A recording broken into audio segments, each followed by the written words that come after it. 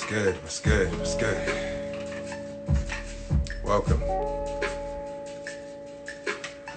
Hey.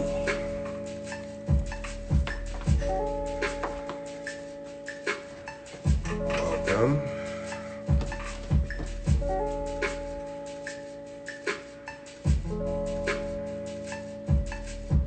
Let's see if today's guest shows up before I start. How's everybody doing this afternoon? There she go. All right. I would like to welcome everybody to episode 30 of Chop 15 with Jay Walker. 30 of these, man. Damn, it's went fast. It's been fun. My guest today is family. It's my little sister. Known her since she was about in the fifth grade, and she's just a very, very interesting person. She lives in New York now, and she's doing big things, and we're going to talk about her life and some of her creative things. It's Helina Golaw, so I'm going to bring her on right now.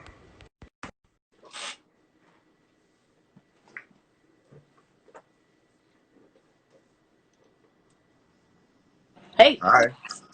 What's up? How's it going? Good.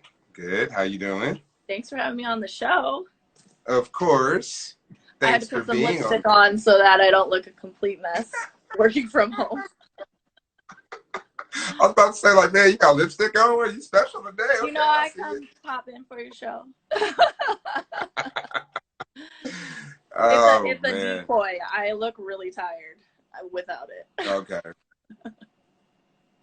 So how's it been back on the commute, the 9 to 5? How's that been?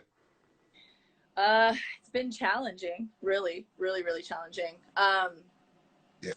But like, I'm actually really glad to be back at work because for me, having to like homeschool my daughter and not having a real divide between my work life and my home life has been complex. Mm-hmm. Like, I feel like I was more busy working from home than I actually was when I would go in, although my commute is an hour each way. It felt like my worlds were colliding, and it was just like an overwhelming hodgepodge of like things that I had to get done. So I'm glad to be back in. It's not as bad as I thought it was going to be commuting back in.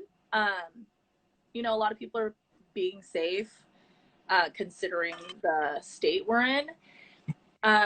But it's still scary because in New York, you're living on top of each other pretty much. And so moving around, it's you know, there's going to always be this anxiety and fear because we're New York, right? And I work in Midtown, so I'm in the heart of it. So it's been like this catch-22, especially because although it was super challenging, it was such a beautiful thing to be able to have that silver lining of being able to be with Anile and be engaged in her education.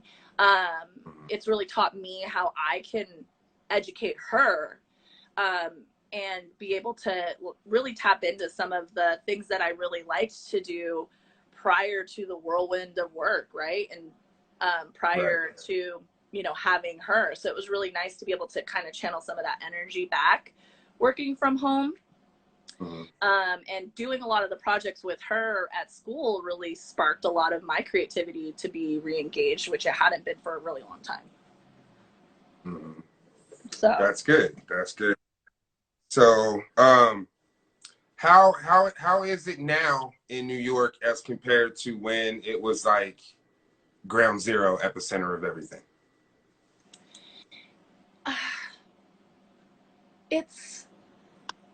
You know, you see people are being more cautious for sure.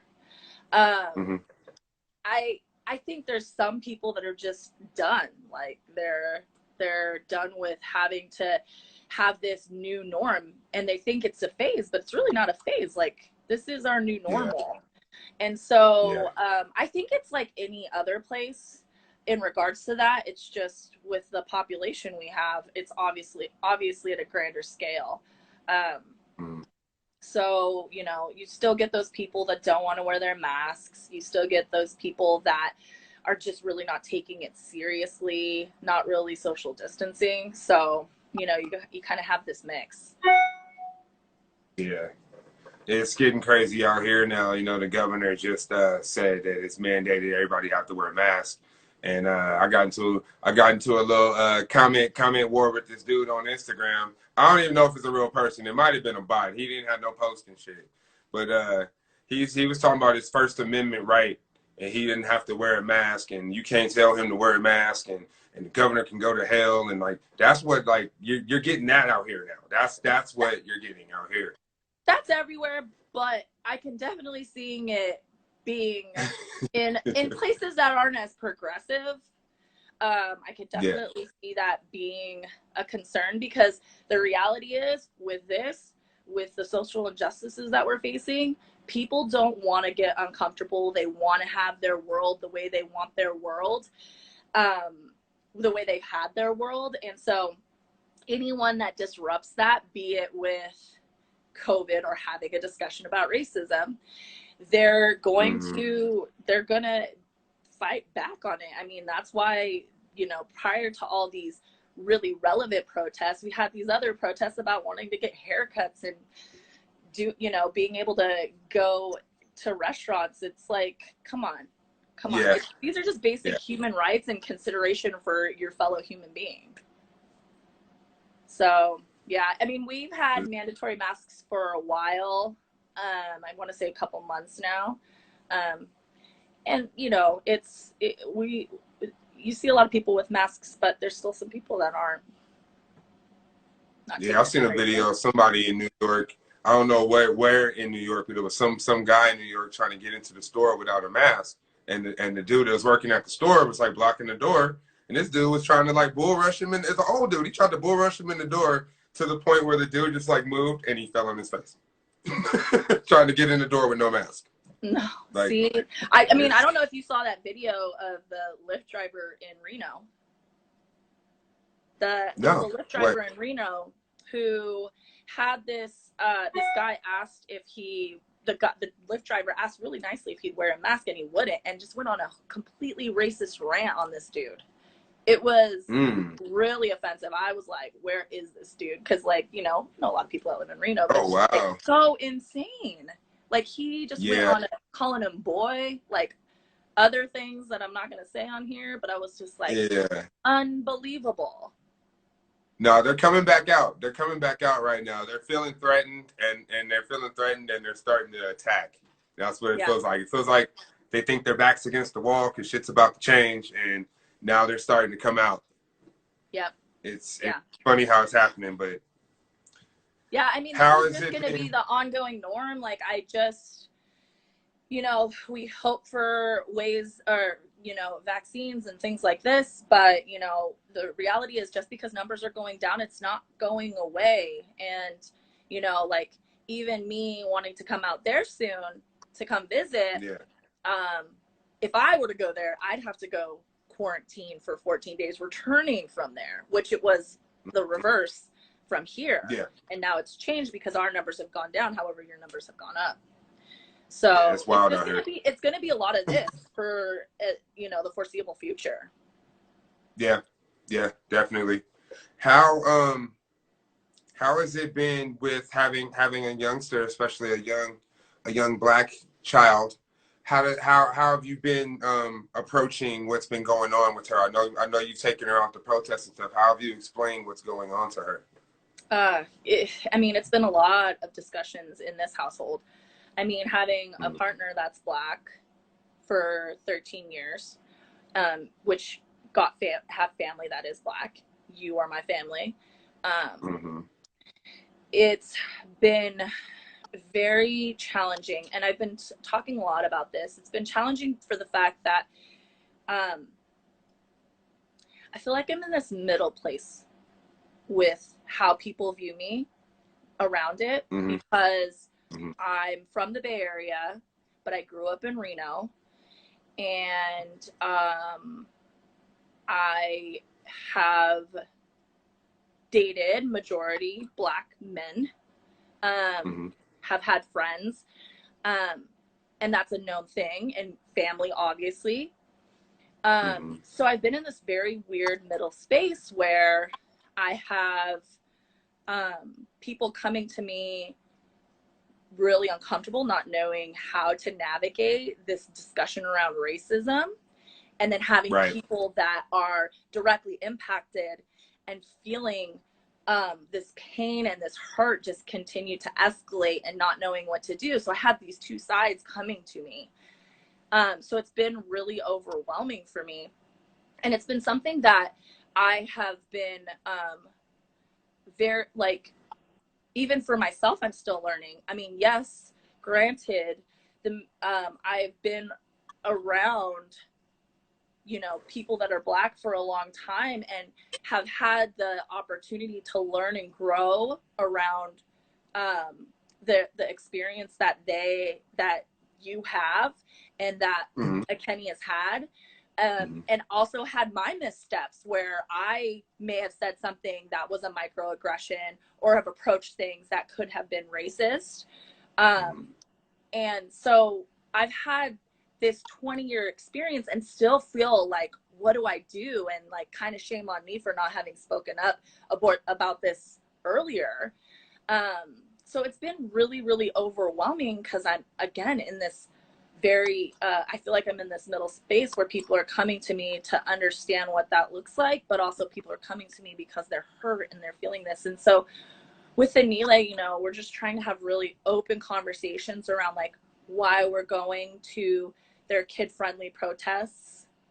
Because in all honesty, we've gone to protests, we've gone to the Women's March, we've gone to Pride parades, we've gone to multiple things in New York, but this is the first time where I'm like, I don't want to take her because she is Black, my partner's Black who would go with me, and if things went south, they are targets. And like, I feel passionately about this, but I also want my family to be safe. And you know, there's been a lot of conflict within me because, you know, I have a lot of friends that are white, and there's people that have like shown me their true hearts around how they feel about it, and it was like, yo, like that's why we're friends. Like, damn, like I'm so proud to call you my friend, and like that you want to take this lifelong journey with me now to be an ally. Right. But then on the flip side, I have people completely avoiding the conversation with me, and like I'm hurt and also disappointed in myself for not having had those conversations earlier with these people. To know where they stood. Yeah, you almost feel like you should have already known this. I should have known this. So it's there's so many levels to how I feel. But and you know, me and Kenny were having a conversation about everything that was happening, and we're trying to navigate how we even talk to our daughter about it. And you know, we're talking about George Floyd, and you know, Kenny and I are talking about it, and you know, we're talking from a place of pain because we're just so dumbfounded that this still happens. And she overhears it. She draws a picture of a guy laying on the ground, and like we were just talking about it, I was like, like you could tell like he was in distress. There was like a liquid, it looked like he might have peed himself, I don't know, like it looked. And we're talking about this and we didn't realize she was hearing it, and she drew that picture. Like that broke my heart. She drew what you guys were talking about. Yeah.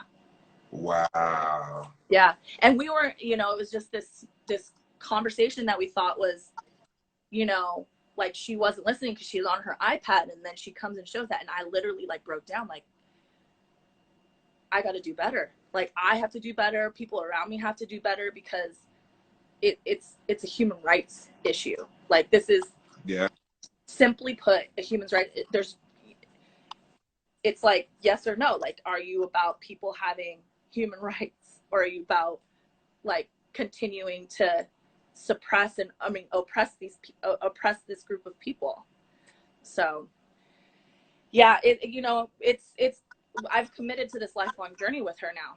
you know, this lifelong journey with her in educating her around what it means to be Black in America, because as much as this is all happening, it's not going to happen overnight. And I know that this will be a constant conversation with her about what that means. And unfortunately right now, like the things she has to do differently because she's Black. And as I educate myself more and more, feels heavy. So yeah, it's sad that you have to even talk to your child or anything like that. Like, I had to do that with my brother, my youngest brother, because my youngest brother is slightly autistic. So he's a normal kid, normal guy, but he's 6'6", like 240 pounds. So he's an intimidating looking dude, even though he's the nicest guy in the world. So I have to talk to him about knowing your presence and knowing if the police talk to you, this is what you do. And the thing I'm scared of is they always want quick answers, right? Mm-hmm. It takes him a little while to answer a question. That scares me. Yeah. So I just had to have that talk with him the last time I seen him, and it sucks that I have to do that. Even walking around his neighborhood, I'm like, somebody might call because you're walking around a neighborhood. They live in a nice neighborhood in Sacramento. Yeah. It happens. So that's the worst place for it. The nice neighborhoods, you know? Yeah. Yeah, it when you start breaking down the levels that there are to this complex, institutionalized and systemic thing that has been created since America, it's the fabrics of America. It's always been. But, you know, and so now to talk about those things, it's just, it's so complex, and there's so much, like, even like I said, having been able to observe things like this happen and having a little bit of that experience and seeing that, you still don't understand it. And the more you educate yourself, the more you're like, wow, this is, oh, there's Helina. She's gonna, sorry. To. No, you gotta go. Oh, are you okay? I was hoping she'd make it a guest appearance. She's gonna. It's just me and her. Dad's working right now, so. Okay. So yeah, you know, it's that's why, like, with everything being said, like, there's no turning back for me. It's like, now this is my constant life's mission, is to make the world a better place for her. You know, to do what I can to make the world better, and that means I have to have uncomfortable conversations. I'm going to do it. That means that I'm going to have to call you out. I will. If that means I'm going to have to call you in to help educate you, I'm willing to do that. Like, I made it very clear, knowing that I've had friends that maybe don't see eye to eye with me. I've opened it up to people. I'm like, please come have this conversation with me, because that's where it starts. Like, even if maybe someone has that opposing thought, I want to open up that conversation. I want to have that dialogue with that individual. Right. And understand, because that's the only way we're going to get better, is if we can talk about our, you know, our differences, and really think about how we can work together to make everything, you know, to make the world better for all of us. So, yeah, you know, it's. Have any of your friends taken you up on that yet? Yes. I actually started Good. a group. Okay. I started a group of women that we have conversations like that. We're having, you know, we're reading, we're sharing things that we're learning. We're talking about how we're giving back things, doing volunteer events, finding these different ways that we can do these small steps to help, right? And to be true allies. Because the reality is that it's not your job. It's not the Black community's job to educate us. It's us to educate ourselves on what's been happening, and to understand that. And so I'm bringing a group together of people to help with that.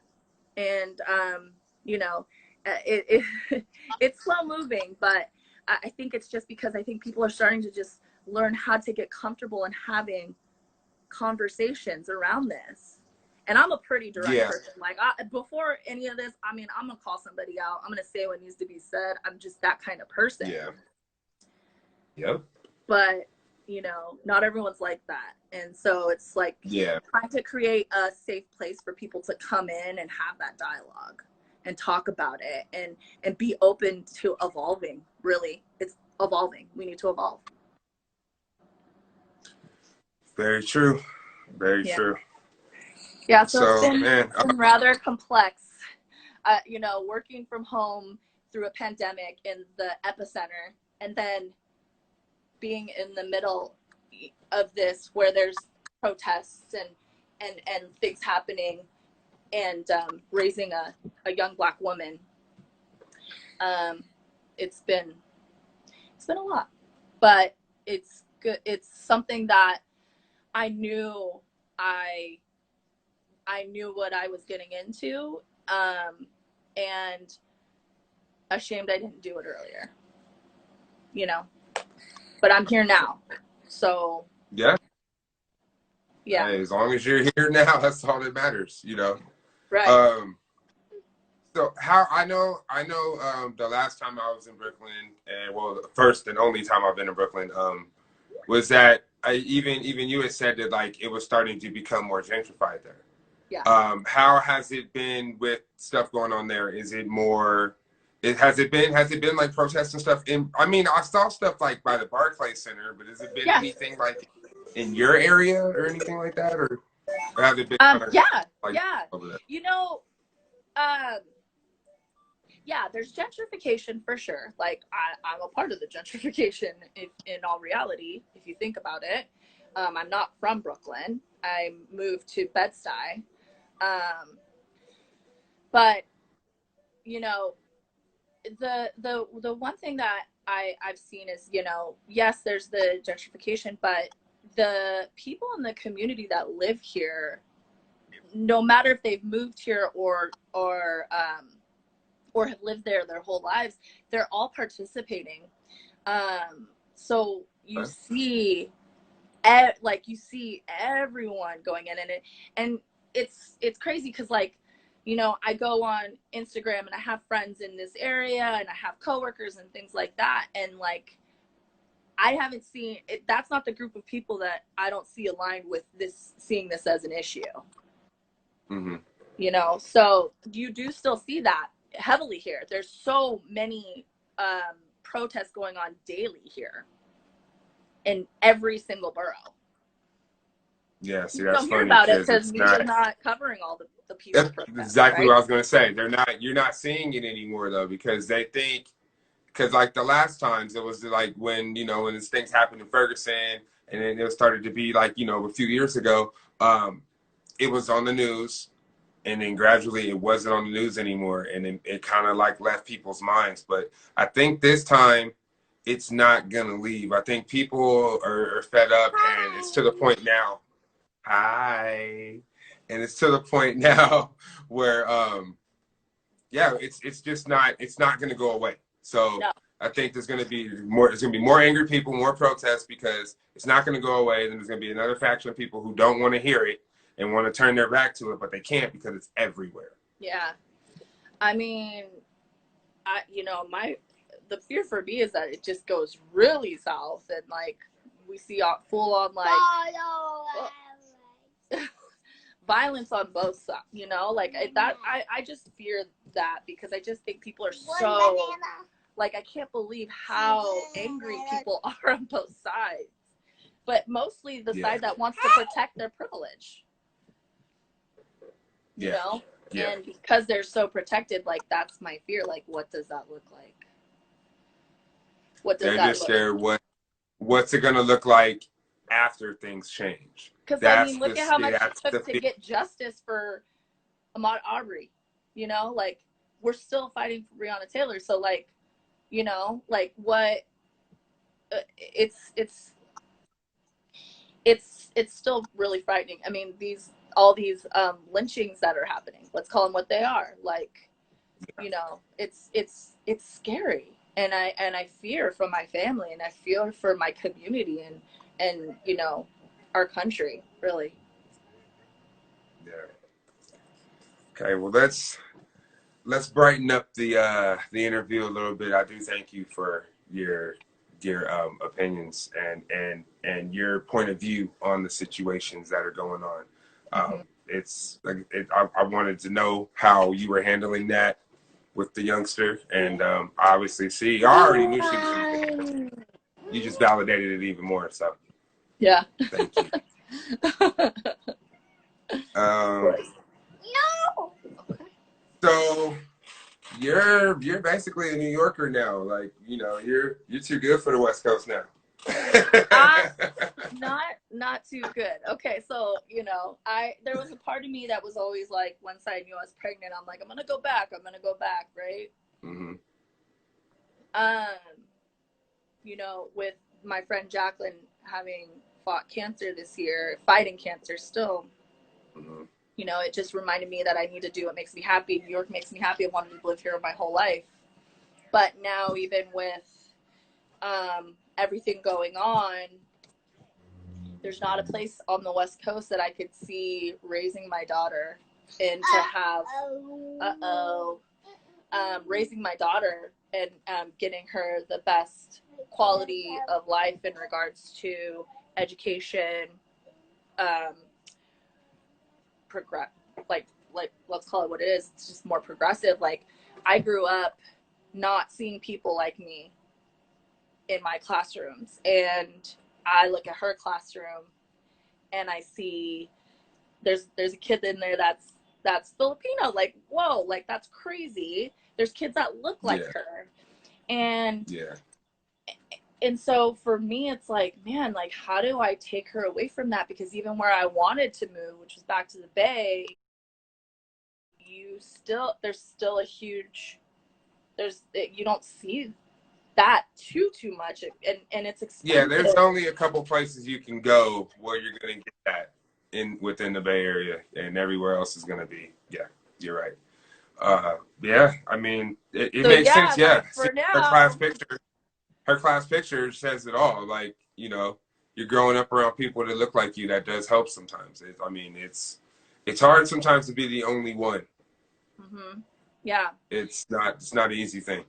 yep. And so they'll allow her to really focus on work and focus. Okay, God damn it! I'm sorry. don't worry, That was the stupidest shit ever. no worries. All right, so damn it, where was I? Shit's all fucked up now. Um. There we go. Oh yeah, we were. I Oh, I asked you about when you knew, or when you started to draw, and then it like went haywire. I didn't hear the answer. yeah, no, I started drawing like when I was a kid. Like, as long as I can remember, I love drawing. I used to hide under this like white desk we used to have in our room and like draw on the side of the desk.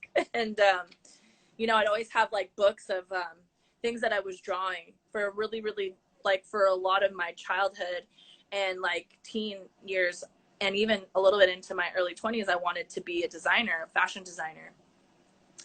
And Right. so I've always been somebody who loved to and enjoyed drawing. And even when I decided I didn't really want to go into that field, I still enjoyed drawing, and it escaped me for a while. And it's funny because, like, you didn't really know I could draw. And um, my mom even said, like, oh my god, I forgot that you know how to draw. And I mean, it's not I a matter never of knowing how knew. to draw. Everyone knows how to draw. It's just No, I don't. I can't draw for shit. it, like I was saying earlier too, it just kind of, I was sparked to be creative again when I was doing a lot of Anile's school projects, because a lot of them were like creative, of like, we're doing these scavenger hunts, or we're doing these different things, or we're drawing these different things. So I would draw with her, and then just doing fun activities. Like, I bought a long time ago, I bought a book that her and I could watercolor or water paint in together, and then a book that we can Okay. draw in together. So she picks the topic, and then we draw it in this book.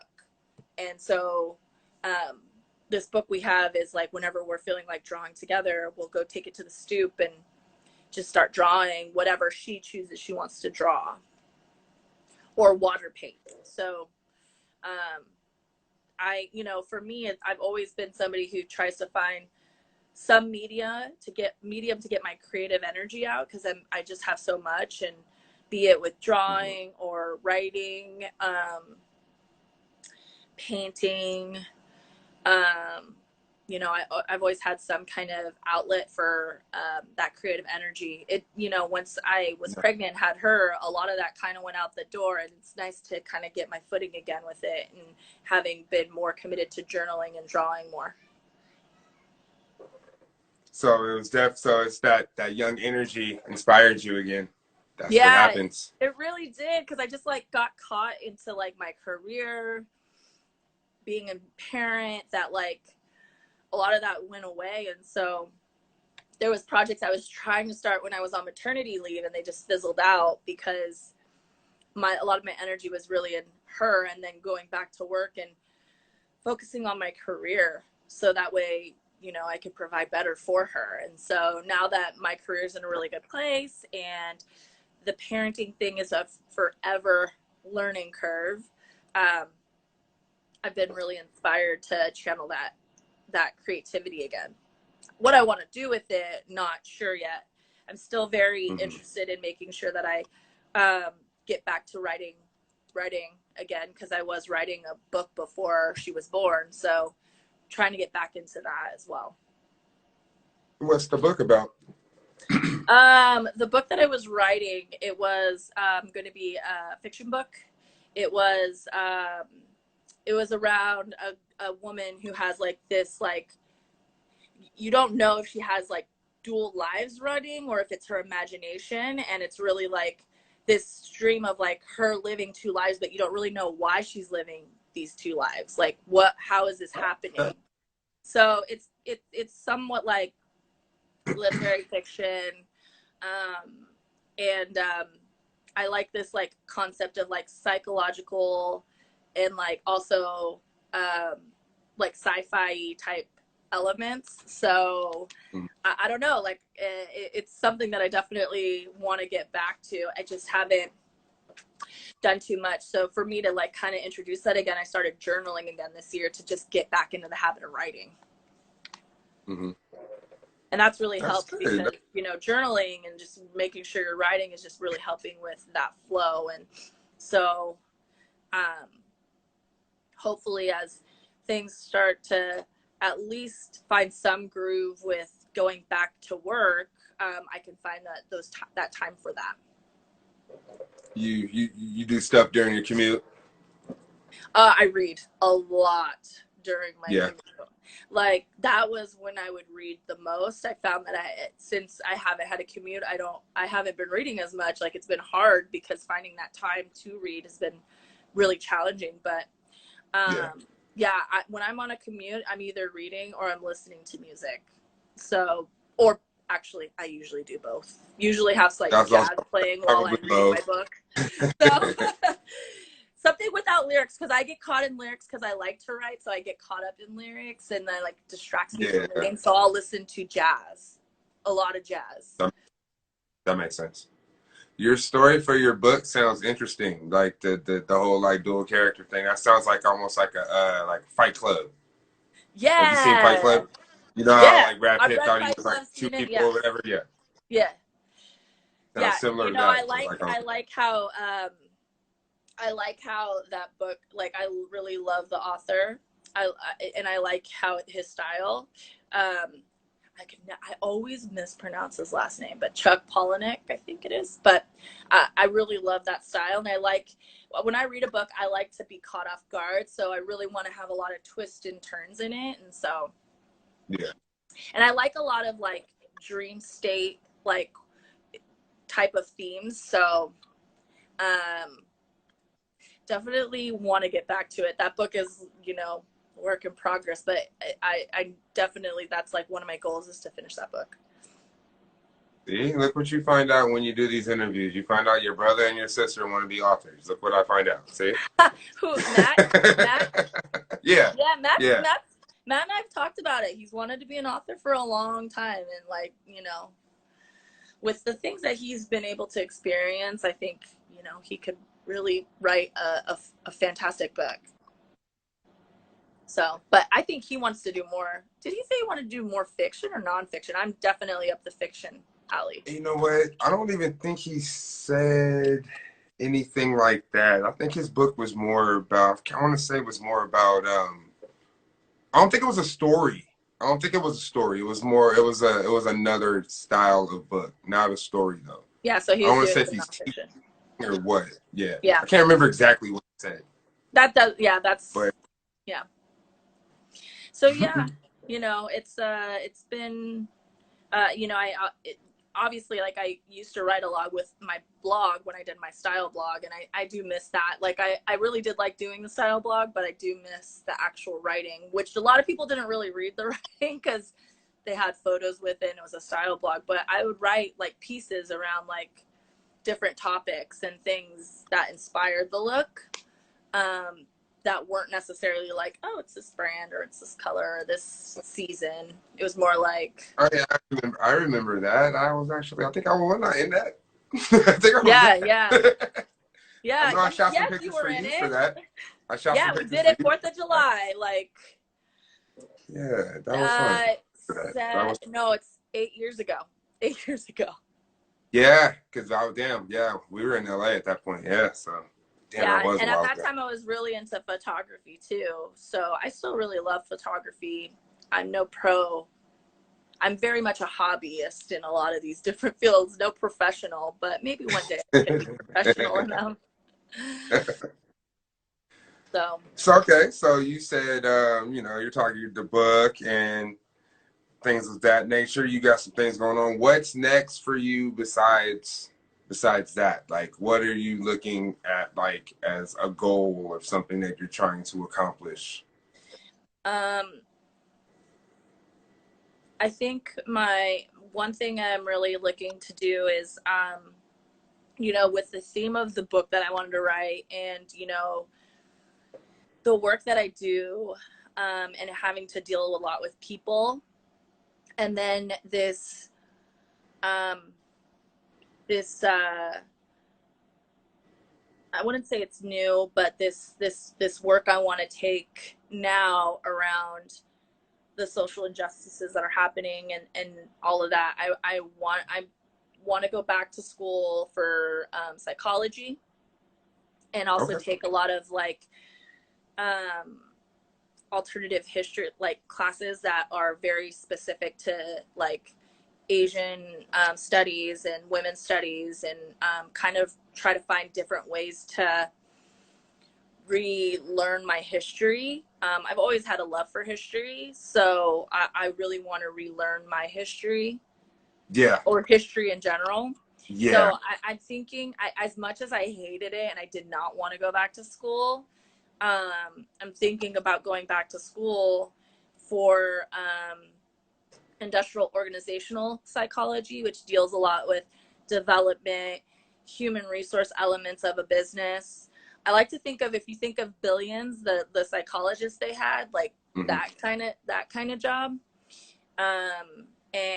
And then also, taking things that, or re-educating myself, and having a bigger voice around making the world better, and making my daughter's world better for things I know she's going to face. Well, if you go back to school, just go back to school for something that you want to do, and it's not hard. Yeah, It yeah, makes it fun. When I went to school for audio engineering after not going to school for hella years, it was so easy because that's what I wanted to do. yeah, I didn't want to miss school. I wanted to go every day. I wanted to do everything. I wanted to get every project done because it was what I wanted to do. So as long as yeah. it's I something think you it'll want to be do, you'll be different. fine. Yeah, and I think for me, now that a lot of things are going online, I do want to. I would rather do that, just because, like, knowing how it is navigating around New York and wanting to be present in my daughter's life, I think that online education is going to be the best for me. Yeah. I mean, for the time being, that's pretty much going to be what it is. Like how do you put people back in classrooms anytime soon? Right. You So it's know? like, it's even making it even more convenient to me going back. So definitely wanting to look into how I do that. And you know, expand my career. But, you know, from a creative element, like I just really want to be able to get back into my writing and continue to focus on how I channel that energy and allowing it to take me where it takes me. So I definitely want to get back into hopefully writing that book soon. You should. You should. It sounds Yeah. interesting. I want to read it now. So Yeah, I made a commitment to myself that once Anila hits first grade, where she has like a more a longer day and it's more steady, that I'll yeah. be able to really dig into that. But having a young child is like being able to invest that time is, you have to really know, like really know how you want to spend your time. And right now I really want to focus on that. And then, you know, the career aspect, I feel like that's something that, because I'm already doing a lot of things related to the field I want to just expand on, I think it's just added education to my career. Now, I asked your brother the same question, and he couldn't really tell me no, but actually he did. But everybody has their own process. I'm gonna ask you too. Like, what's been your process on starting like writing a book? Like, how do you go about it? Like, That's the thing. For me, it's been really hard. So yeah, the process has been really, really challenging. When I was in the thick of it, I would designate time and really be tactful on making sure that I had that time. But also, just you have to recognize within you when that creativity is really ticking, and being able to channel that into that. Because the thing is you can plan it all you want, but sometimes those creative waves come in different times, and so you exactly. can't really plan that out. And Oh, but so yeah, yeah. I'm talking more like structure of your book and your story, not like necessarily like when you're gonna create, but just like, you know what I'm saying? Like the structure of like, how do you go about going, like, are you putting together like a plot and a premise first, like, and you have the whole plot and then you kind of write it off of your plot? Is that how you do it, or? So for me, like I kind of have the plot, right? But I want the characters to kind of guide it. So I've been really focused on character development. So I focused a lot on like Yeah, see, what this is did what I'm talking about right here. This is yeah, what I'm yeah, talking yeah, about. yeah. Yeah. So for me, a lot of it, the original, when I was actually writing it, was really around character development and really understanding the characters I had. Because a lot of the things that I was hearing around people that were writing books is like, for some of those really good books, and I read about their process, it was really like those characters kind of drove them in different places that they didn't expect. And so when I was writing, I was really focused on how I developed my main character, and like as different characters like kind of came to life and were needed or felt like they were needed, I would start developing that character and seeing what that looked like. So for me, it started a lot with the characters, because that was really what was going to drive the story, versus like maybe the universe it was in, or the actual plot itself. I knew that the plot I wanted was like, she's living two lives, but you don't know why she has these two lives. There's no like Right. there's and it starts to build. So I knew that I wanted that to happen, but I knew that my character, as I developed her, was going to be the driver of that. Now, are you basing characters off of experiences and kind of like building people off of that, or just like? Yeah, I'm building them definitely off of like, I started off with experience, but then I had to remind myself, like, I'm not writing about myself, or I'm not writing around specific people. You know, Right. I'm really truly creating a character. So um, I obviously I wanted a female character, and I wanted it to deal with a lot of things that like, you know, pressures and different things that she's experiencing, and like, you know, just having this duality. So yeah. Okay. All right. That's interesting. Now, see, that's what I was wondering, because I was like, I've always thought like, man, how did they come up with characters? I mean, I guess you can like, I mean, you gotta like imagine a lot of shit and just like, put it together. But I've always wondered the process of a person who writes a book, because I Yeah. want to write one eventually, but it would be more nonfiction than fiction, I think. Yeah. Yeah. And I still like am trying to like find that, because I haven't really been writing for 4 or 5 years now. So I'm trying to like figure out that groove again and trying to get back into it. And it's Right. like I said, been very challenging, but you know, that idea is still there. And as I was letting my process drive it, it was that. And so for right now, the thing that I'm doing is just, like I said, of actually writing, like just doing the sheer act of writing right now. And that's why the journaling has been really, really important for me. Nice. Makes sense. Mm-hmm. Well, okay, sis. I mean, I ain't gonna keep you too much longer. I'm gonna thank you for your time, Yeah. your opinions. I'm gonna have to do some editing on this one and make it and edit it together since it's like two parts. But I got this one. No, don't trip. No, definitely. It looks like we've been about 53 minutes, right? What's the charity that you are working, that you're doing? It's know your rights, correct? Yeah. So what I'm doing with the song or whatever that I'm doing is I'm donating half of the proceeds to Colin Kaepernick's Know Your Rights camp. Okay. And I'm donating the other half to the GoFundMe for Micaiah Lee, the 18-year-old kid that was killed out here by Sparks Police in January. And I actually talked to his mom on the GoFundMe, and she gave me the blessing to do it and everything. So that's Okay. why I felt like it's kind of cool to do. So Let's just round this up to an hour. I'm going to donate for every minute. So I'm going to donate 30 for Know Your Rights, and then 32 for who is that in Sparks? he was a black kid. His name was Micaiah Lee. He was killed by Sparks Police. He was actually, I think he had some mental issues, and he was like suicidal. His mom called the police because she was scared that he was going to hurt himself, and they ended up killing him. Okay. So for this entire thing, I'm going to donate for both. I'm actually trying to match all the donations. It's starting to get to a decent number. So yeah, I'm about to come out the pocket. Okay, well, you're gonna have to match that because I'm gonna do that. It's a good thing. I'm not mad. No. So that way we're doing what we can. So for each minute, I'm gonna donate 30 and 30. I appreciate that. In your name, my friend, brother. Thank you.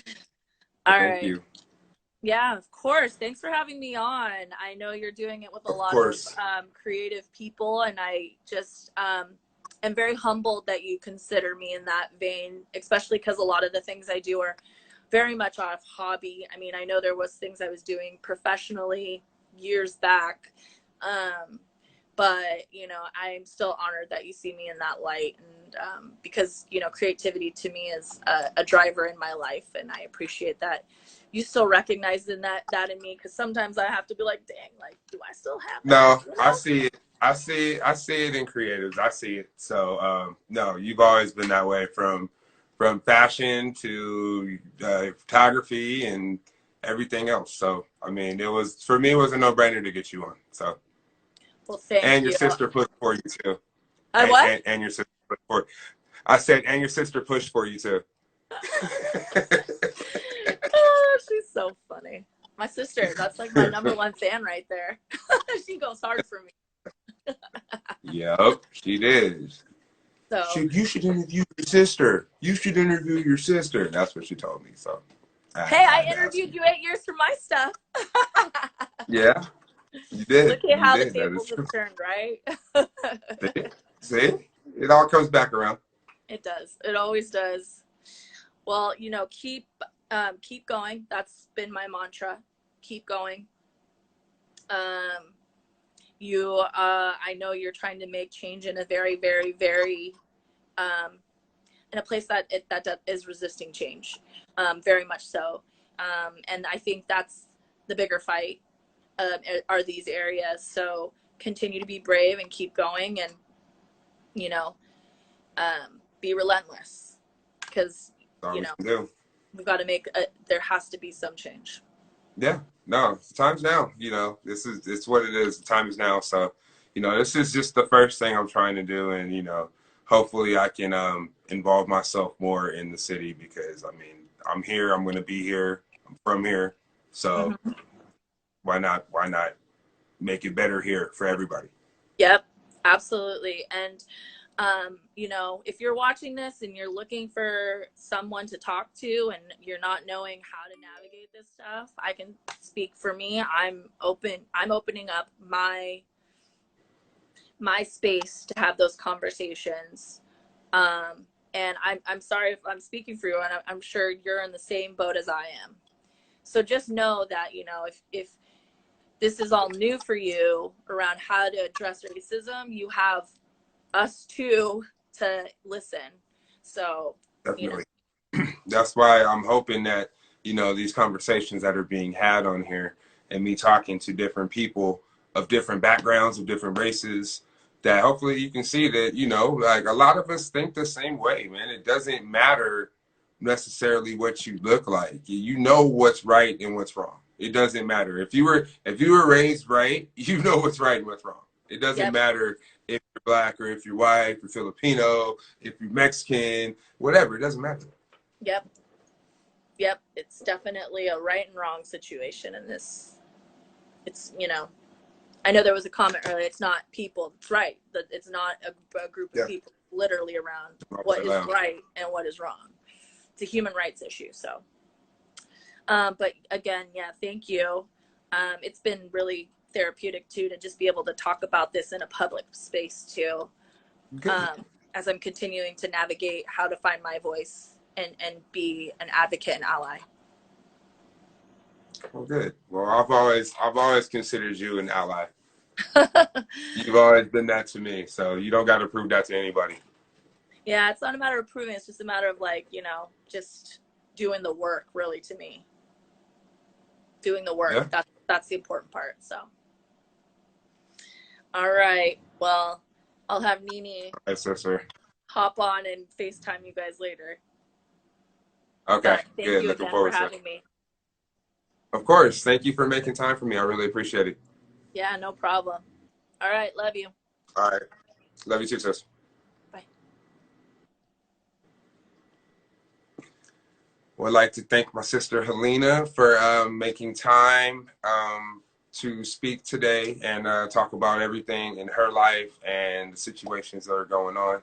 I do apologize for the cutoff, and I have the part 1 and part 2, but when I post it, I'll edit it, so it'll only be one. So you might see the part where I was like tripping because my internet fucked up, but it's all good. I want to thank all you guys for hanging around and listening.